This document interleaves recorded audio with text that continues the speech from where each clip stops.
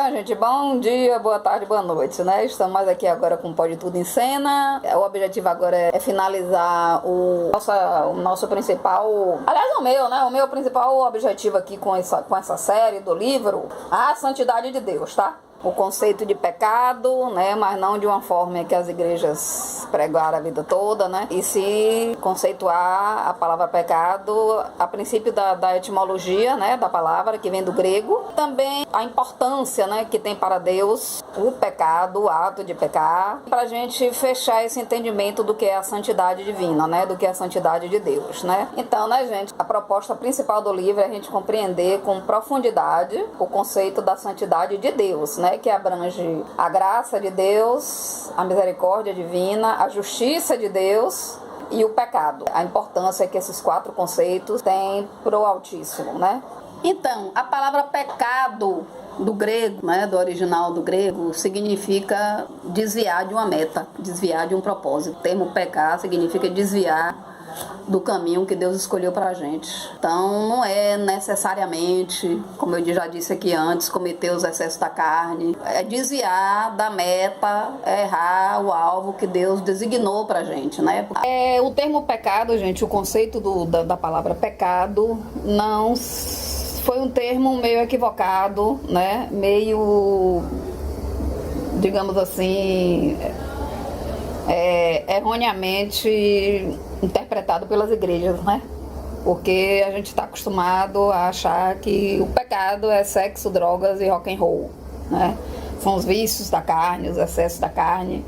E no grego, né, original, a palavra pecado, né, significa errar o alvo, desviar da meta. Então, o termo pecado é tão abrangente quanto o termo santidade, né? Desviar da meta, os excessos da carne, né? Sexo, drogas, bebidas, todo tipo de excesso já é uma consequência de você ter desviado da sua meta, da gente, né? Ter desviado da nossa meta. Então, quando a gente se desvia da nossa meta, do propósito, né? Isso tudo eu tô falando segundo as palavras, né? Do autor da santidade de Deus. Então, infelizmente, né? Quando a gente tá no propósito errado, não adianta nem a gente correr, né? Não adianta nem correr, porque quanto mais a gente corre, quando a gente está num caminho errado, mais a gente vai rápido pro buraco, mais rápido a gente vai pro buraco. Então, se você não sabe o que fazer da vida, não sabe que caminho tomar, não sabe qual é o seu propósito nesse planeta, não adianta nem correr, porque quando erramos o alvo, a gente não chega a lugar nenhum, né? E aí é que a gente comete os excessos da carne, porque a própria falta de propósito leva a gente a cometer excessos, né? Por causa da ansiedade, das angústias, dos problemas existenciais. Enfim, todas essas consequências dos excessos da carne vêm justamente porque a gente se desvia, segundo o autor, do propósito que Deus tem pra gente. Então, como eu mesmo, né, eu me desviei a vida toda, porque eu sempre gostei da teologia, da psicologia, e fiz outras coisas, estudei outras coisas, mas pelo menos eu não tenho a sensação que eu perdi tempo, né? Não tenho a sensação que eu perdi tempo, porque todo conhecimento é válido, né? A gente não tem aquela sensação, né, que a gente está errando quando a gente está estudando. Mas, infelizmente, descobri tardiamente, né, que eu sou professora de formação, mas há muito tempo que eu já devia estar ensinando teologia, conceitos de psicologia, né, de psicanálise, de neurociência, pois é tudo uma coisa só, comportamento humano, né, que sempre desemboca na teologia, né. Então, as consequências da gente se desviar do propósito pelo qual a gente veio, acaba, segundo o autor, né, naquela morte espiritual, ou muitas vezes até física, né? A morte espiritual é aquela morte, é aquela sensação terrível de falta de paz, de viver na angústia, de viver separada de Deus. A gente não tem um propósito porque nasceu. A gente nasceu porque tem um propósito. É o contrário. Nós nascemos porque tem um propósito. A gente não tem um propósito só porque está aqui. A gente está aqui pelo propósito. E quando a gente se desvia, como eu passei a minha vida inteira me desviando, né? Fugindo, né? Porque desde criança que eu sabia, né? Que eu gostava de estudar a Bíblia. E eu passei a vida inteira buscando, estudando, apesar que não perdi meu tempo estudando. Tudo que eu estudei, todos os diplomas que eu batalhei, eu não me arrependo, né? Porque foram coisas que me edificaram. Mas, na essência, eu errava a meta. Porque eu achava que estava estudando para ser uma professora de uma Universidade Federal da Bahia. E não era, entendeu? Não era. Hoje eu vejo que não é isso que eu queria. Tem um propósito maior. Estar aqui falando com você sobre o significado superior, né, da santidade de Deus, me dá muito mais satisfação e alegria do que estar na UFBA, na Universidade Federal da Bahia, ensinando sociologia, por exemplo. Eu sinto muito mais prazer em estar aqui falando sobre teologia, né, do que falando sobre sociologia, sobre psicopedagogia, né, é uma coisa que me dá satisfação, é diferente. Então, justamente por eu finalmente estar fazendo o que Deus me designou para fazer, eu sinto uma satisfação plena, né, porque a mangueira dá manga, a vaca dá leite, a galinha dá ovos. Então, todos nós, inclusive eu, a gente passa a maior parte do tempo sem cumprir o propósito, né, que Deus tem pra gente, pelo qual a gente nasceu. Sempre perdemos muito tempo na vida errando um alvo, né? E isso é pecar. O significado grego da palavra pecar é esse, né? O que o autor quer deixar bem claro, né? Que quando a gente desobedece Deus, no maior de todos os sentidos, que é o sentido da vida da gente, a gente mostra que a lei dele não se aplica a nós, né? A gente diz que a justiça dele não se aplica a nós. A gente expressa que nós estamos acima da justiça dele. Estamos bem acima da justiça dele, né? Quando a gente não quer se firmar no propósito dele, não quer... Quando a gente, né? O conceito de pecado, né? Quando a gente não aceita o propósito pelo qual a gente foi criado, seja para ser médico, seja para ser um cantor, seja para ser um advogado, seja para ser um engenheiro, né? Quando a gente nega o propósito pelo qual a gente nasceu, a gente já errou o caminho. Aí não adianta nem correr. Isso, e quando o autor fala aqui, quando a gente erra o caminho e insiste em continuar no caminho errado, a gente diz que a gente quer dizer que está acima da jurisdição divina e que a gente tem direito, inclusive, de desobedecer ele, né? Achando a gente que não vai ter consequências, né? Porque a gente não entende que a vontade dele para nossa vida é a melhor, a perfeita e agradável. A mais agradável, a mais perfeita e a melhor é a vontade dele para nossa vida. Mas eu, por exemplo, passei uma vida inteira errando esse alvo, errando um alvo. Um ato meu de rebeldia contra a autoridade cósmica, divina, né? E não querer fazer o que ele me criou para fazer, né? Então, várias vezes eu me rebelei, né? Paguei o preço, porque o preço veio como de várias formas. O preço veio como ataques de pânico, o preço veio como depressão, tive TDAH, né? Transtorno de déficit de atenção, então isso aí já era terreno fértil para transtorno de pânico. E ainda mais quando a gente se rebela contra quem nos deu o fôlego da vida, a gente passa a ser falsas testemunhas para a criação, né? Tanto para as crianças, como para os animais, como para os pássaros. A gente quer dizer, quando a gente erra, quando a gente peca e erra o alvo, a gente suja a imagem do Altíssimo, porque a gente é a imagem e semelhança dele. Então a gente diz, olha como é que Deus se comporta, olha como é que Deus está se comportando, já que a gente é a imagem e semelhança dele. Olha só como Deus está se comportando quando mente, quando rouba, quando trai, quando calunia, quando aponta o dedo pro outro, quando diminui o outro, quando humilha, né? Quando se ira sem motivo, né? A falta de domínio próprio. É só olhar pra gente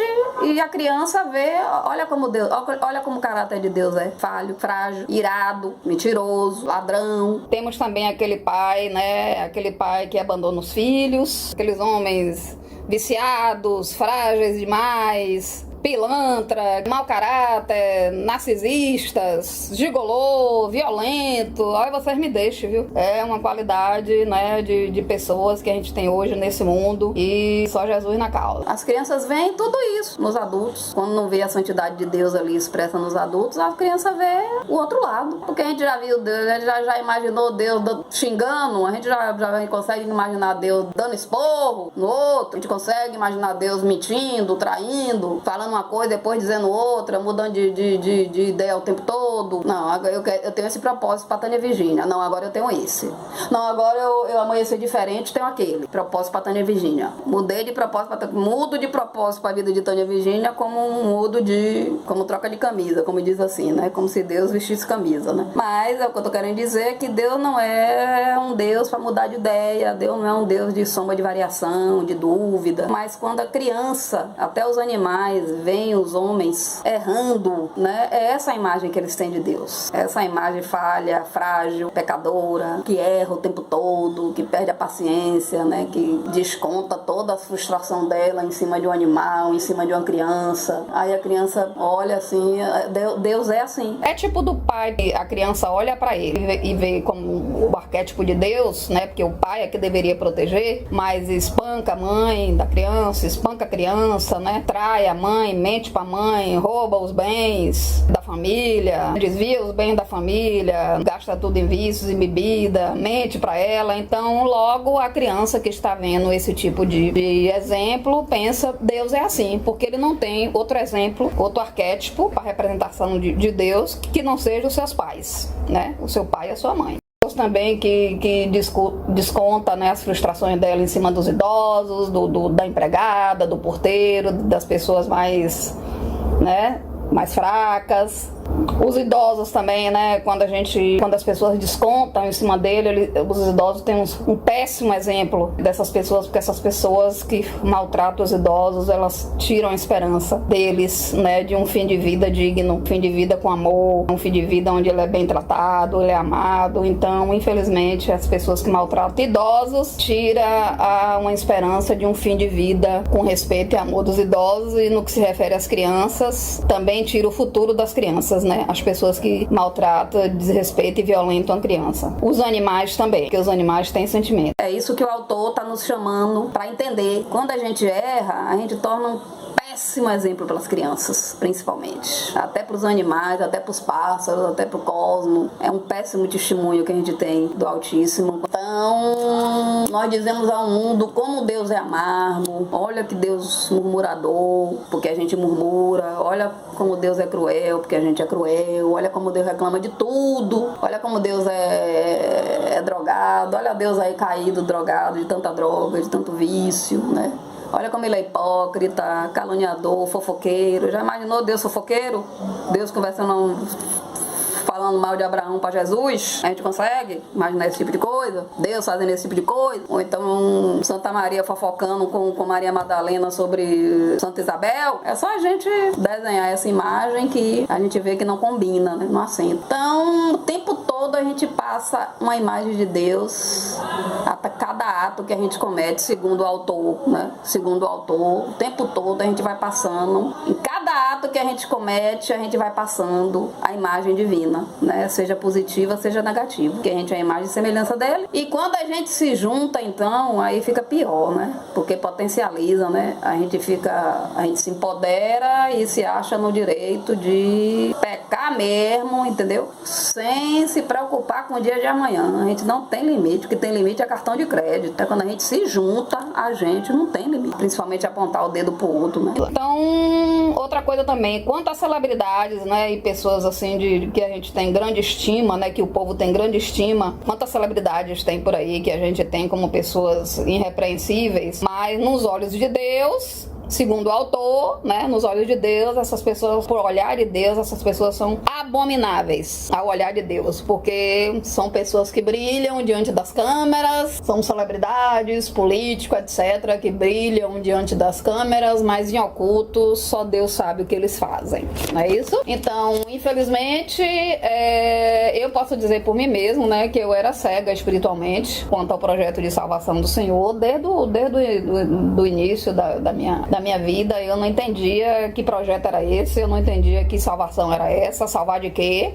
Eu não entendia do que é que ele queria me salvar. E a partir do momento, né, que eu fui vítima, né, de sucessivas crises de pânico, depressão, né, aquela falta de vontade de fazer as coisas que culminava sempre em crise de pânico e depressão, né, eu tive que correr atrás desse conhecimento que transformou a minha vida, né, pelo menos me deu vontade de viver e continuar vivendo. E foi um conhecimento que transformou o meu coração, né, e me salvou de uma morte iminente. Não é à toa, né, que todos os dias aí os índices de pessoas que tiram a própria vida só faz aumentar, né, porque são pessoas que se jogam no mundo e não querem saber, né, eles rejeitam Jesus totalmente e não querem sequer fazer um autoconhecimento e descobrir para que eles nasceram. Então, quando eles veem, né, que nesse mundo aqui não tem mais nada para eles, que nesse mundo aqui não existe mais fonte de prazer, quando eles veem que é só decepção, ou seja, parceiro, decepção com o casamento, com o cônjuge, com os filhos, com família, com o trabalho, com a própria carreira, aí esse mundo não sobra mais nada, né? Então, como essas pessoas não fazem uma autoanálise, né, de autoconhecimento,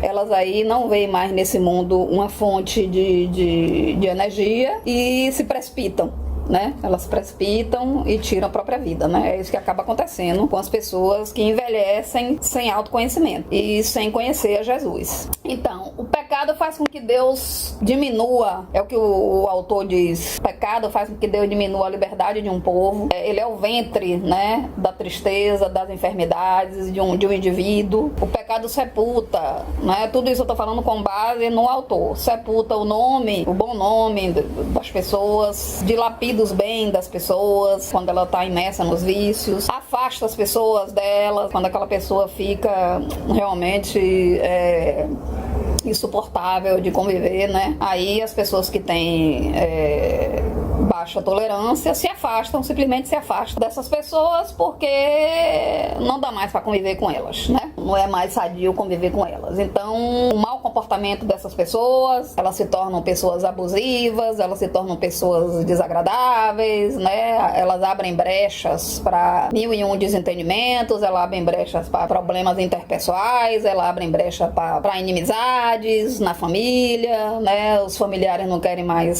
saber dessas pessoas, os familiares viram as costas, os amigos viram as costas, né? O cônjuge abandona, né? Tem pessoas que os filhos também não querem mais saber. Então, por quê? Porque essas pessoas abriram brechas, né? Para que as pessoas se afastassem dela. E aí vai um recado para as pessoas que se iram, né? O autor, mais uma vez, avisa, né? As pessoas que se iram quando Deus repreende elas, que praguejam, que murmuram aquela repreensão de Deus, de desconto em cima dos outros, iradas, saiba que a situação tende a piorar, tá? Porque você vira uma pessoa tóxica. O autor diz que o pecado é o cavalo de Troia, né? É aquela coisa que vem assim, enfeitada, né? De muita, de uma coisa assim, a princípio muito atraente, mas você pensa que você pensa que é um presente, aquela mulher linda, né? Ou aquele homem irresistível, né? Forte, bonito, né? Essas tentações que a gente sofre, não só no campo dos relacionamentos, né? Pessoas atraentes, como um trabalho onde você é convocado para fazer falcatruas, desviar dinheiro, né? Desviar dinheiro da empresa, ou de uma estatal, ou de uma empresa pública, e você acha aquilo irresistível e acaba caindo na tentação. Tudo isso são fontes de sofrimento e muita aflição, né? Então, como Davi disse, meus ossos doem como se estivesse apodrecendo por causa do meu pecado. Nabucodonosor, né, que virou um animal, porque ele achou que com todo o poder dele, né, o imperador Nabucodonosor, que ele subiu para a cabeça dele, né, subiu a cabeça, ele virou uma pessoa muito cruel, extremamente ditador. Então, gente, Nabucodonosor era o quê? Nada mais era do que um poderoso imperador, só que muito cruel. Ele ficou muito cruel, ele virou um ditador. E o profeta Daniel, o Senhor mandou a visão pro profeta Daniel que ele viraria uma fera que moraria dentro de uma floresta, comendo grama, vivendo no tempo, né, sobre o orvalho, vivendo à deriva. na floresta como um bicho.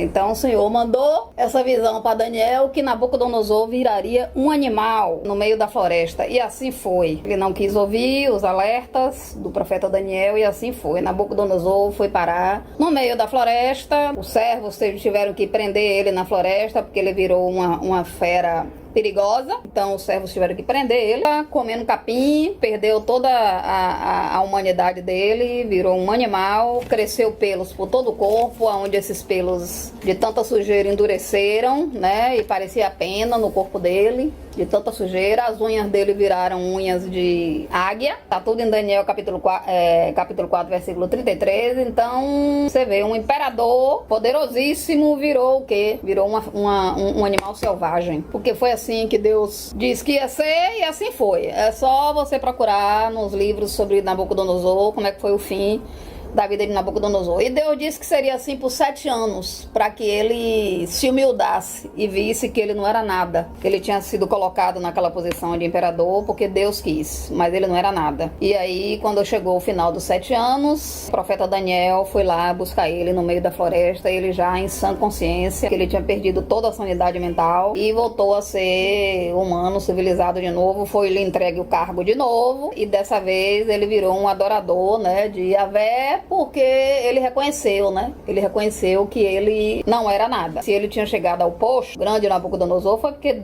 assim Deus quis. Então, as consequências do pecado só nos abate, mas nos faz criatura débeis mentais. A aflição piora com a consciência culpada. A pessoa com consciência pesada não consegue orar, né? Ela não consegue se concentrar, ela não consegue focar em nada. E, como diz o autor, Satanás ama ver os filhos de Deus desanimados, prostrados, débeis, enfraquecidos, sem fé. É tudo que o Satanás quer. É que os filhos de Deus se paralisem. É isso que ele quer. Paralisou um filho de Deus, ele já conseguiu o que ele queria. Paralisou um filho de Deus, desanimou, assim, não tem mais ânimo pra nada, pronto. Ele conseguiu conquistar um território dele. Como se diz, um ventre, né? Porque cada um de nós somos um ventre de luz. Um ventre de luz. Ou não. Ou um ventre de trevas, né? Então ele conseguiu paralisar um filho de Deus, e esse filho de Deus vai virar um ventre de trevas.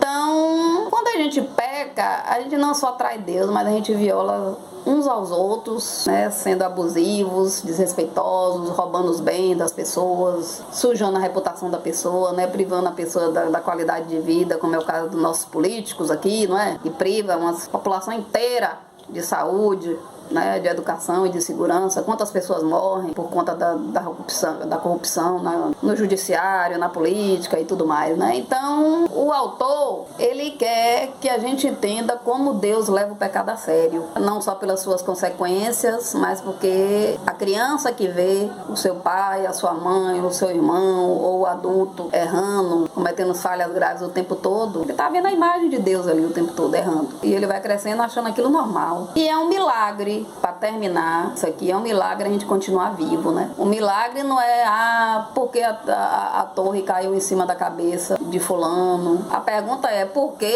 a torre não caiu em cima da minha cabeça? Essa é a pergunta. Como é que eu continuo viva, né? Se eu fiquei décadas em rebelião, errando o alvo. Não porque eu queria, mas não interessa, né? Não interessa. Não era porque eu queria, mas eu colhi os frutos da desobediência. Então, milênios de rebelião, milênios de uma civilização que cultuava deuses pagãos, que sacrificava a criança, sacrificava seres humanos, estrupava a criança ali diante do trono de Moloque, de Baal. Deus nunca desistiu da gente, né? Deus nunca desistiu da gente após milênios de abominação. Deus nunca desistiu da gente. Então, ele resolveu ser paciente com a gente, e foi por isso que ele mandou Jesus, né? Para que todos que nele crescem tivessem essa salvação aí pela graça. Então,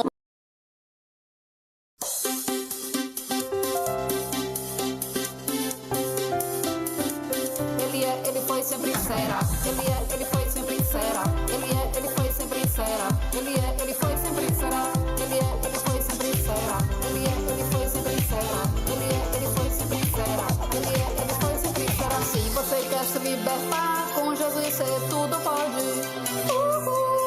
Viva Jesus! Se você quer aprender a amar, se deseja, você pode.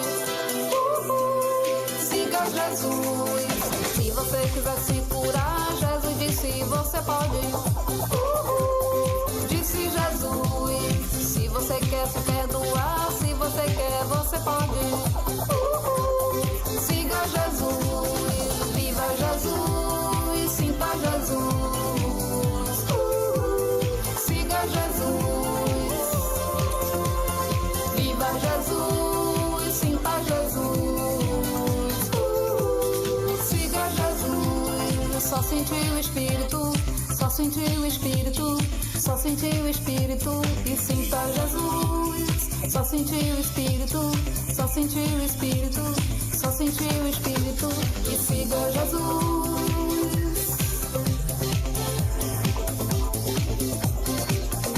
Jesus é a solução que traz sentido à vida, à sua vida.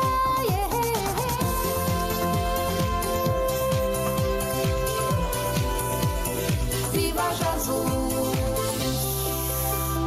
Como as contrações do parto mostram que o bebê já está nascendo,